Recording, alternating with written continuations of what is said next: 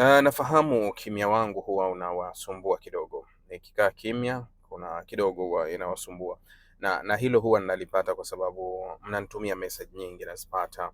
Na kuna wakati mnanipa deni kubwa sana kwa sababu hiki ni kipimo cha mapenzi makubwa ya watu na imani kwa mtu fulani, ndio hupelekea kuwa yule wanamuhitaji huenda anapokosekana, basi wanahisi labda kuna jambo lolote, message za kuwa wewe wamechukua chaneli yako au na nini, au watu wamekuwa na mashaka sana kuhusu hilo. Jamani, nashukuru Mungu bado niko salama na naweza nikaja nikazungumza na nyinyi hapa, isipokuwa tu kuwa katika siku mbili zilizopita nilikuwa nimepigwa na homa kidogo, na flu ilikuwa kubwa, kifua kilikuwa kinanisumbua, ndio maana mnaona sauti yangu haijakaa kwenye mwelekeo. Hata dawa ninazotumia ni dawa kali, na sometime hizi dawa zinakufanya kama unakuwa kama teja wakati mwingine, ndio maana unaweza ukahisi ukaniona kama nina usingizi. No, ni dawa ambazo bado nazitumia, lakini nilikuwa nawafikiria pia.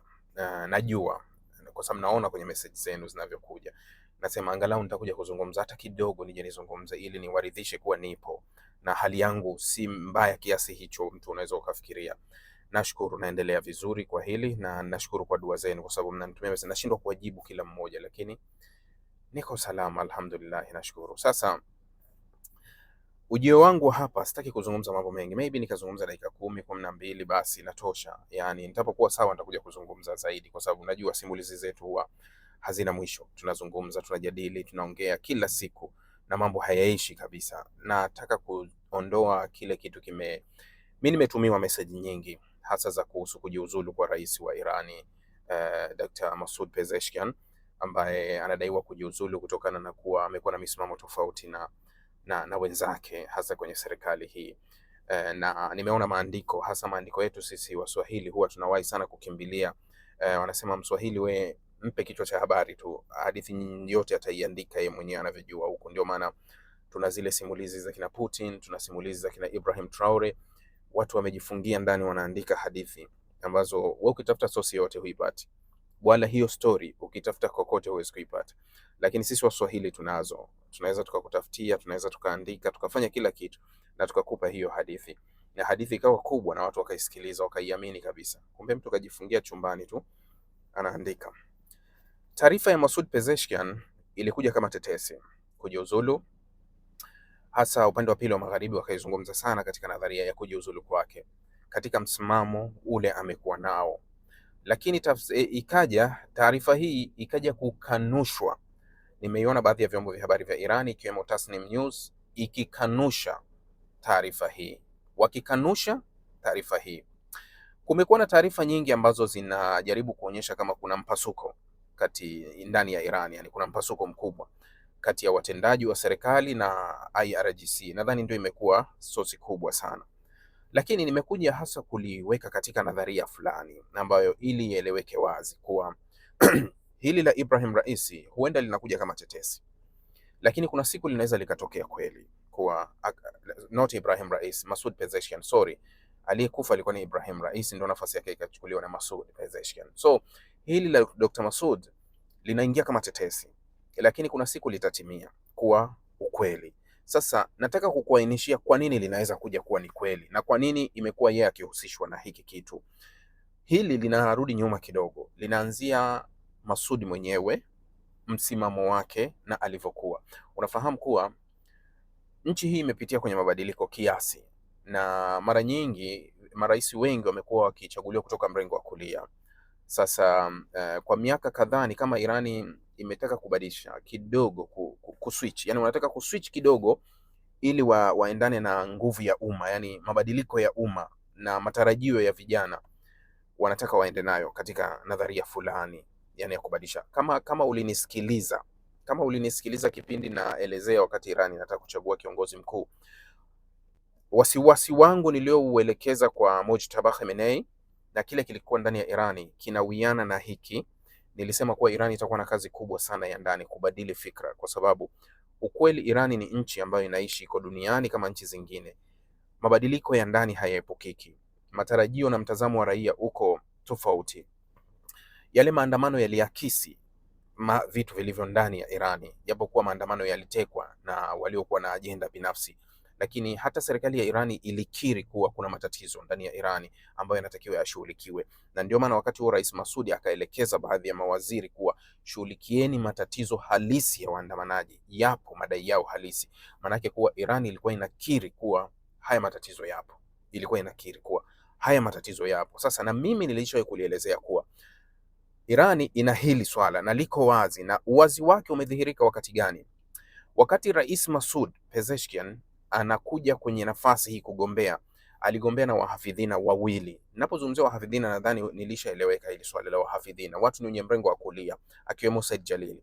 Jalili ni right wing kabisa, yani mtu wa mrengo wa kulia kabisa, lakini Masoud akaenda kugombea nafasi ya uraisi katika mstari wa centrist, yani mrengo wa kati. Mrengo wa kati ni ule ambao Masoud hupenda mijadala, yani anakubali mazungumzo ili kutatua matatizo. Ndio maana unaona kuwa hata alivyoingia tu madarakani mara ya kwanza tu akauawa Ismail Hania. Unajua wakati Ismail Hania ameuawa, kiongozi wa Hamas ameuawa wakati wa kuapishwa kwa Masoud. Kwa hiyo alivyouawa kuna diplomasia ilipita katikati, offers zilitoka Western ili Iran isifanye majibu. Masoud alikuwa ngwana na washirika wake wakiwemo IRGC wakati huo na Khamenei kuwa akataka mazungumzo, maana tuzungumze kwa vyovyote vile, tutoe nafasi ya mazungumzo. Wakamkatalia, wao na misimamo mikali. Kwa hiyo imekuwa hivyo, lakini hata sasa katika kipindi hiki cha vita unaona kuna wakati unaona kuna maandamano makubwa yanatokea ndani ya Irani, yale yanaitwa ya kuunga mkono serikali, na tafsiri tofauti. Kuna maandamano yanayounga mkono serikali, halafu kuna maandamano ya wahafidhina pia wanapinga mazungumzo ya serikali, yani wanapinga Irani kufanya mazungumzo, hawataki mazungumzo. Hao ni right wing, wamo ndani ya hiyo, lakini kuna wale ambao wanaona kuwa njia sahihi ya mijadala lazima ifanyike.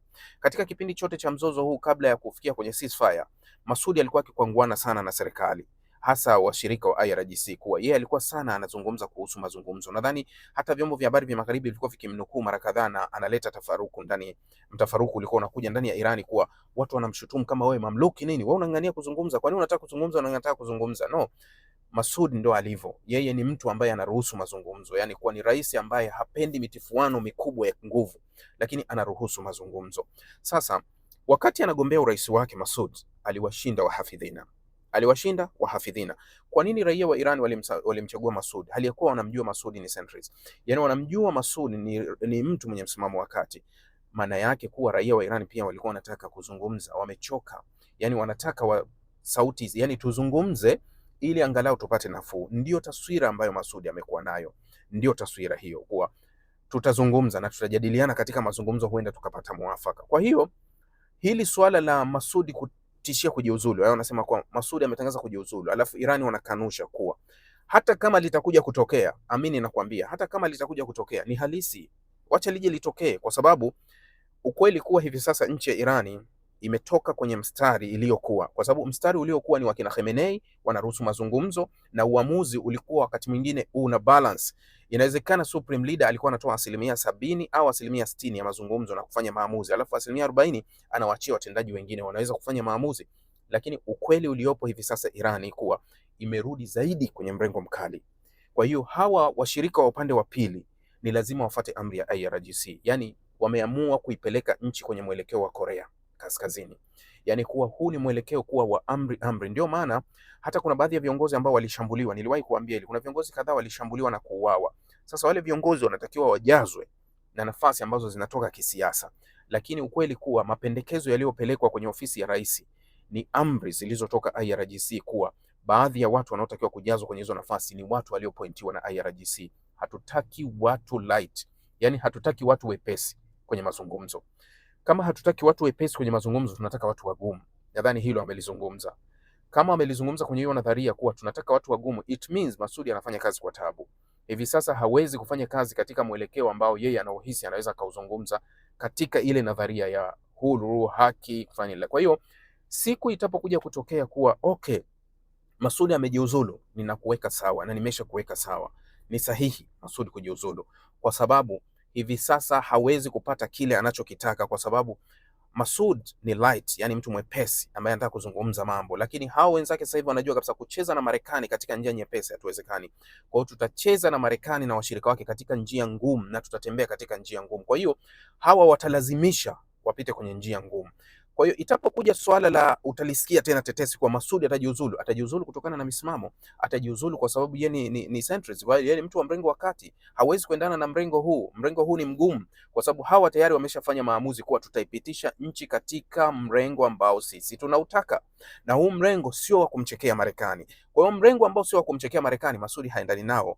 Masudi anaendana na mrengo ambao ulikuwa unaruhusu watu wazungumze, unaruhusu kuwa bana, hao wanaweza wakatuchezea hapa au wanaweza wakafanya hivi. Sasa Masudi haendani na hili. Kwa hiyo unapoziona hizi tetesi, ni swala la kuhesabu muda. Yani naweza nikwambia tuna swala la kuhesabu muda mpaka kuja kufikia kwenye point ya Masudi kuondoka kabisa serikalini. Mimi kwangu naliona, yani hata kama vile lilikuja tetesi sikulishangaa, niliona kawaida, nikawa najaribu kujiridhisha nione kuwa lina ukweli kiasi gani, lakini hata nilivyokosa na kuona vyombo vya habari vya Irani vikikataa hili swala, lakini nikasema kuwa hata kama vinalikataa ni swala la muda, na baada ya kuondoka Masudi kwenye hii nafasi, sidhani kama Iran tena wataweka mtu right, kwa sababu wameshaona kuwa lazima ucheze na Marekani katika njia anazozitaka. Na umemsikia msuluhishi anasema kuwa huenda lugha ya meza haifai kwa Iran, kwa Marekani. Kwa hiyo tunaweza tukazungumza lugha moja tu ya ballistic, mashambulizi na vita. Nadhani ndio lugha nzuri kabisa ambayo Marekani wanaijua. Amezungumza hivyo Mohamed Ghalibaf. Kuwa turudi kwenye hilo sasa. Hili nimetaka kuja kulifafanua katika nadharia yake, na nimewaambia kuwa leo sitozungumza sana, na nimezungumza muda mchache sana kulieleza hili ili uweze kulifahamu. Niwashukuru sana na asanteni. Inshallah mara nyingine nitapokuwa nafuu sana nitakuja tuzungumze. Hivi sasa bado dawa zinanielemea na nashindwa kwenda kwenye flow ile ambayo imezoeleka. Inshallah niwatakie kila la kheri. Asanteni.